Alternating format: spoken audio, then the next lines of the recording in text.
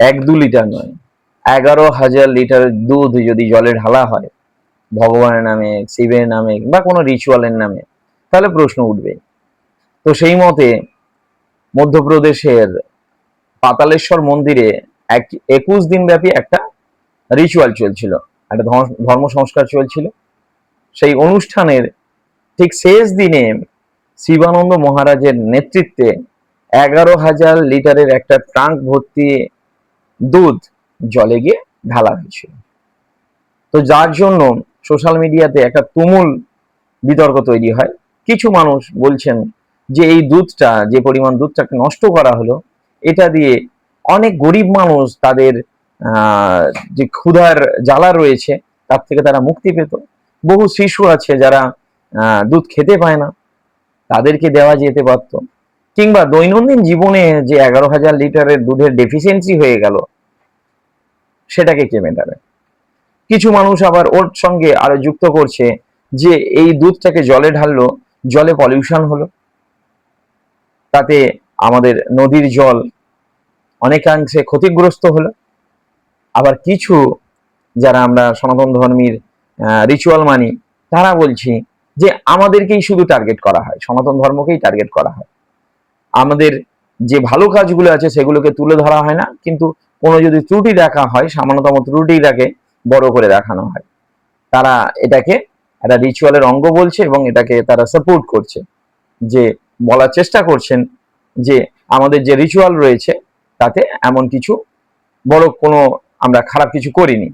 তো আমি বোঝানোর চেষ্টা করব এটা সত্যি কি কোনো ভুল হলো, নাকি এটা প্রাসঙ্গিক, এটার ভিতরে কি কোনো বিজ্ঞান লুকিয়ে রয়েছে, নাকি এটা একেবারেই কুসংস্কার।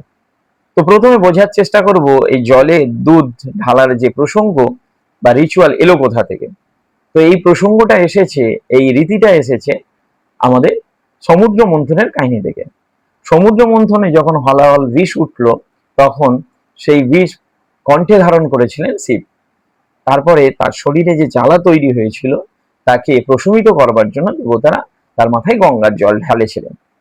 তার সঙ্গে কিছু কিছু তথ্যে বা কিছু কিছু জায়গায় ওই দুধও শিবের মাথায় ঢালা হয়েছিল বলা হয়।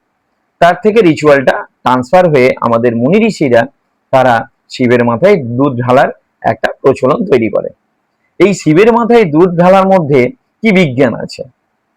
তো এখানে বলা হচ্ছে, বর্তমানে অনেক জায়গায় আপনি পেয়ে যাবেন, গুগল সার্চ করলে পেয়ে যাবেন, দেখবেন যে এই বর্ষাকালে শ্রাবণ মাসে দুধ না খাবার জন্য বলা হয়। তার সব থেকে বড় কারণ হচ্ছে এই সময় মাটির সঙ্গে ব্যাকটেরিয়া, ভাইরাস, ফাঙ্গালের রিলেশনটা অনেক বেড়ে যায়।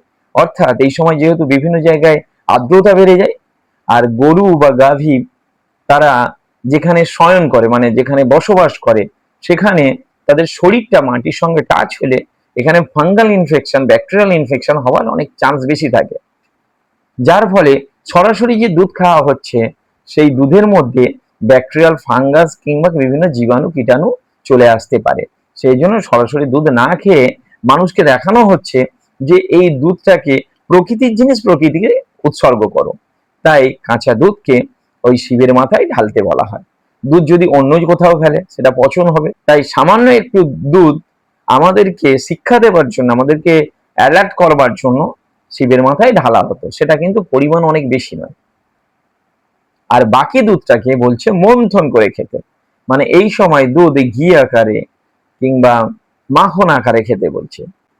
তো সমুদ্র মন্থনে দুধকে জলে বিসর্জন দিতে বলছে। আবার কৃষ্ণের ওই গোপিনীদের মাখন চুরি করে খাবার যে রিচুয়াল আছে, সেখানে দেখানো হচ্ছে শ্রাবণ মাসে ওই মাখন করে শ্রীকৃষ্ণ চুরি করে খাচ্ছে। অর্থাৎ একটা বলছে সমুদ্র মন্থনে বিসর্জন দিতে সামান্য একটু দুধ, আর বাকি দুধটা শ্রীকৃষ্ণের মতো চুরি করে মন্থন করে, যে আমরা দুধের গুণাগুণকে পেতে চাই তাহলে মন্থন করে খেতে বলছে। তাই এই শ্রাবণ মাসে দুধকে শিবের মাথায় ঢালা হয়। তো এবার বলা হচ্ছে তাহলে 11,000 লিটার কেন?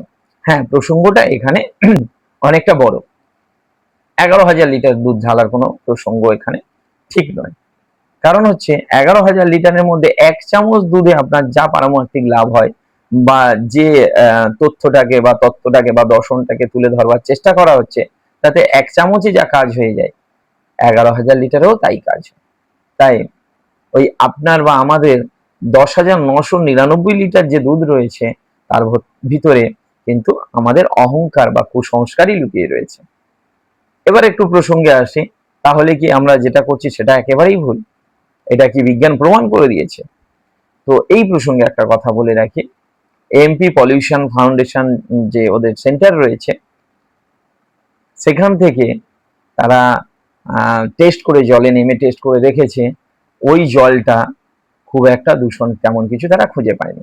অর্থাৎ তারা বলতে চেয়েছেন, যদি কোনো একটা বদ্ধ জলাশয় হতো, পুকুর, ডোবা কিংবা ঝিল হতো, তাতে যদি দুধটা ঢালা হতো তাহলে তাতে দুধের পচন হতো এবং জলকে নষ্ট করতো, জলের অক্সিজেনকে নষ্ট করে দিত। কিন্তু নদী যেহেতু চলমান, তাই ওই জলটা অনেক কোটি কোটি লিটার জলের সঙ্গে মিশে গিয়ে তার পলিউশনটা বোঝা যায় না। আর যেহেতু চলমান, তাই ওই চলমান জলের সঙ্গে ওই দুধ মিশে গিয়ে আমাদের তেমন কোনো ক্ষতি করেনি। তাই তবু আমি একটা কথা শেষে বলবার চেষ্টা করব যে রিচুয়ালকে আমাদের বুঝতে হবে, তার ভিতরে কি দর্শন আছে, তার ভিতরে কি বিজ্ঞান আছে, আর কেন মুনি ঋষিরা এনেছিলেন। শুধুমাত্র আমরা রিচুয়ালের নামে প্রকৃতিকে নষ্ট করতে পারি না, আর রিচুয়ালের নামে আমরা এই অর্থনৈতিক ক্ষতিও করতে পারি না। তবু সনাতন হিন্দু ধর্মের যে সংস্থাগুলো এই কাজগুলো করেন, তাদের ভালো দিকটাকেও আমরা আমাদের দেখানো দরকার আছে। তারা অনেক দান ধ্যান করছে, অনেক সেবামূলক কাজ করে, সেগুলোকে কেউ কিন্তু বলে না যে কোটি টাকা দান করা হলো, এই আশ্রমে প্রতিদিন এত মানুষকে খাওয়ানো হয়, সেগুলোকে কই আপনারা তো এত বেশি তুলে ধরেন না। একটা কোনো রিচুয়াল থেকে যদি কোনো ভুল হয়, কোনো ত্রুটি থাকে, সেগুলোকে বড় করার উদ্দেশ্য কি সনাতন ধর্মকে ছোট করা?